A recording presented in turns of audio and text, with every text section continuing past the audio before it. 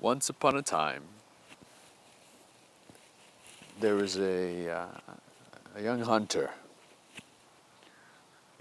and this hunter lived in a little hut in the middle of a forest.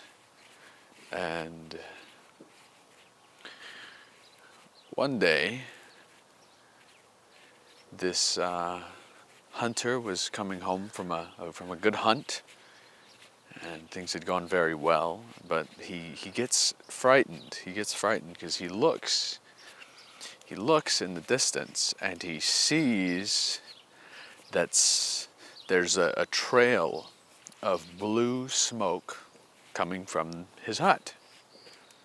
So something is going on. So he you know goes to the hut and he peers in, and someone has taken the time to clean his hut, to to make everything look, I mean, nice. There's he goes inside. There's food on the stove, and it's important to note that no one's ever been kind to him before. No one's ever been kind to him, and so he the next day he decides to come home early. He wants to see who's in there, and he comes to the hut and he peers in, and what he sees is is a is a woman. And this woman has a red river.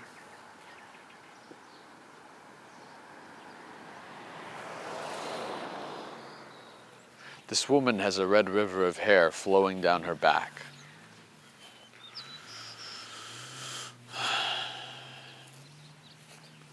This is Fox Woman Dreaming.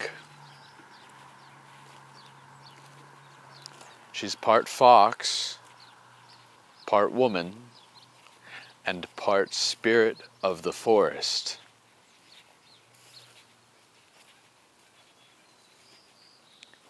He knows in the way that all hunters know who she is. Now,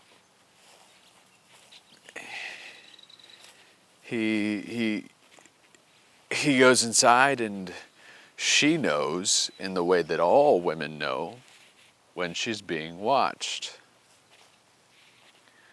And she turns to him and she says, "I will be the woman of this hut."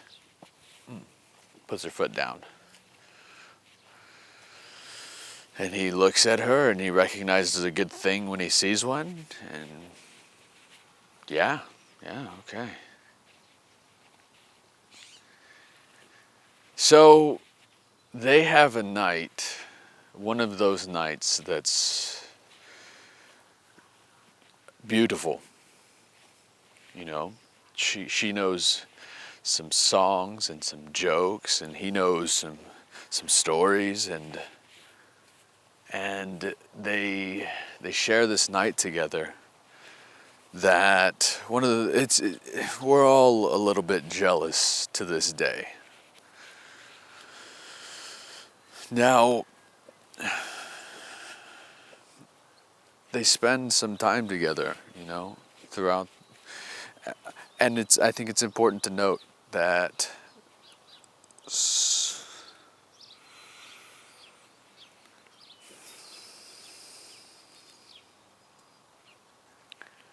love is wrapping its swan-feathered cloak around these two as they come together.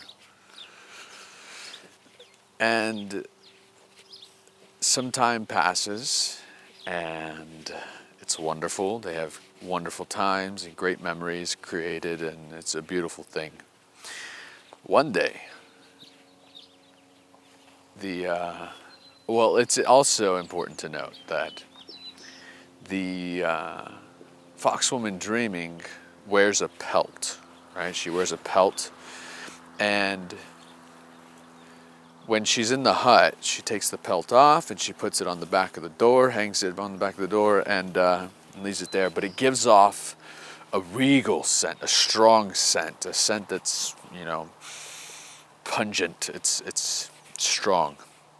And it starts to get into the mind of the hunter. That's all he can smell. He's smelling. It's getting in his clothes. It's getting in his, his gear. It's getting in his mind. It's just, and so what he does is he comes to her, and he says, "Foxwoman dreaming,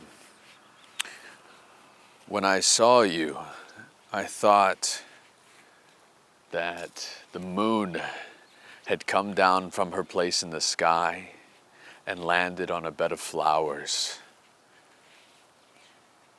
You are more tuneful than the fiddle.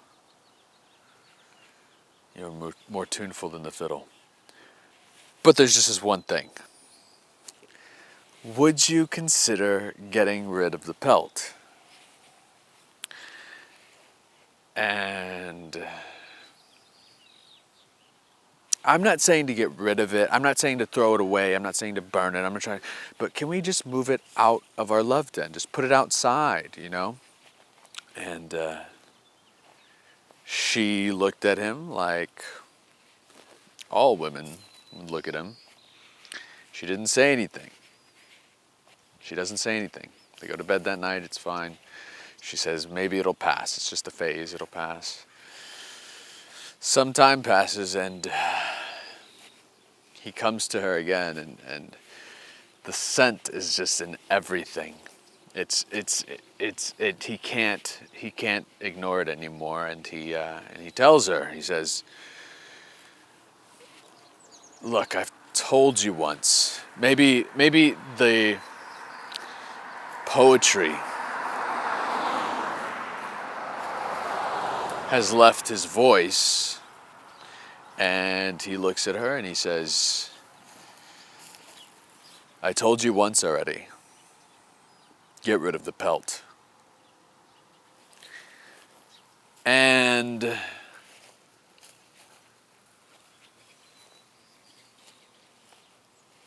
she doesn't say anything. The next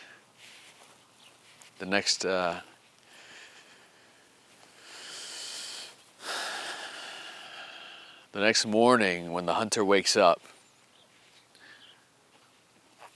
the pelt is gone, the scent is gone, and the foxwoman is gone. And they say truly that to this day, the hunter stands lonely at his hut, awaiting, singing out into the forest, into the snow, to the return of Foxwoman. And that's the story.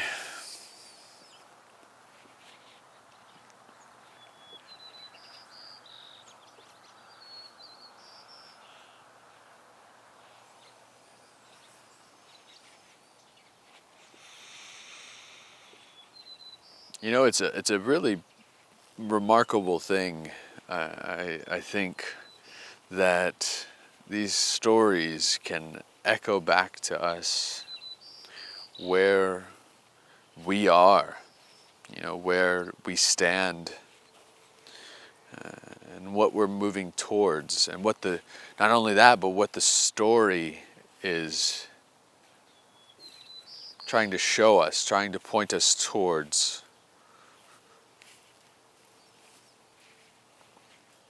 The direction that it's sending us.